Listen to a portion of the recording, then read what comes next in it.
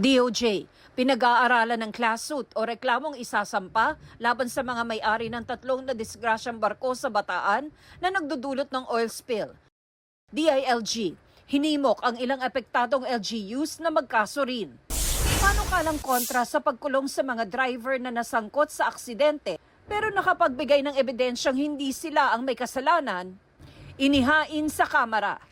Sa ilalim ng Defensive Driving Bill, pwedeng di madetine ang driver kung makapagsusumite siya ng ebidensya gaya ng dashcam o CCTV video.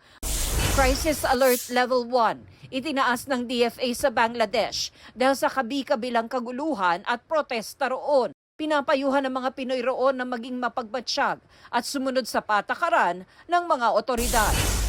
Hindi bababa sa 20 aso na halos butot balat na nasagip sa Dawdao Island sa Pagadian City. Ayon sa Animal Kingdom Foundation, ginawa na umanong tapunan ng mga inabandonang aso ang isla. Aminado rito ang barangay na nakakasakop sa isla.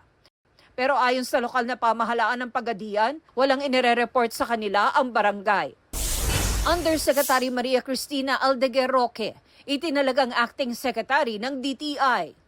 Tina Panganiban Perez, nagbabalita para sa GMA Integrated News.